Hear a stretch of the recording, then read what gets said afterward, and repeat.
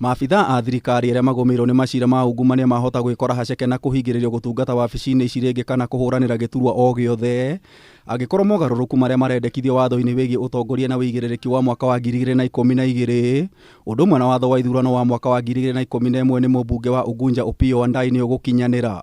If you want to deal with the monster of corruption, then you must also be prepared to bite the bullet and pay some price. If the price will be having a reputation of our constituency having no MP in parliament, so be it. Kũritũhia ithabu rĩrĩ makĩria kamĩtĩ ya kũhũrana na ungumania EACC ũndũ ũmwe na kanjũ ya makanitha nĩ nyitĩte rĩendekithia rĩrĩ mbaru. Mũrũgamĩrĩri mũnene wa EACC Twalib Mubarak akiuga mogarũrũku ma nĩ megũthinga mathenya ma watho marĩa makoretwo ho na kũritũhia haro ya ungumania. So today there's a gap. If you get an MP with fake academic papers and you take him to court, you cannot tell him to stand down. You'll wait until you get the ruling. If you get the ruling at maybe High Court, immediately he files he files an appeal, automatically he gets a reprieve.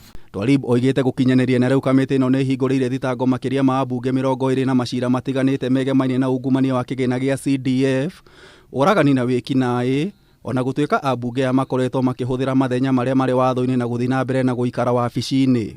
So here you have a guy or an MP or an elected leader with questionable academic papers, but because the law says you cannot stop him until all those avenues are addressed, this person can serve 2 terms, 5 years, comfortably with fake papers, because generally in this country, for all that mechanism to be followed, it can even take 15 years. Tiga bunge, Mubarak oigĩte kũrĩ na magavana kenda arĩa marĩ na ũcuke na makoretwo makĩhokerwo kĩgĩna kĩnene kĩa mũingĩ. We have governors.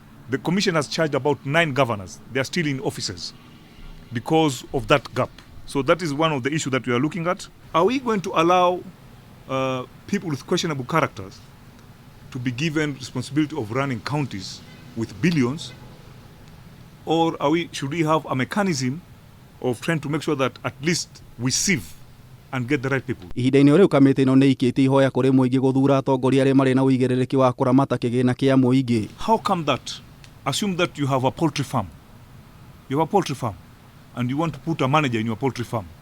Then you are told, hii kijana alikuwa shamba kule lakini aliiba akafukuzwa, hapa akafukuzwa. Will you employ him? No, will you employ him? You won't. Then why having a suspect who is to run a county with billions? There must be a proper mechanism that if we know there's a red flag about somebody, you say, look, we are dealing with a crook here. Ngĩribotera Kameme TV, Njeta Gĩtaũ wa Wanjikũ.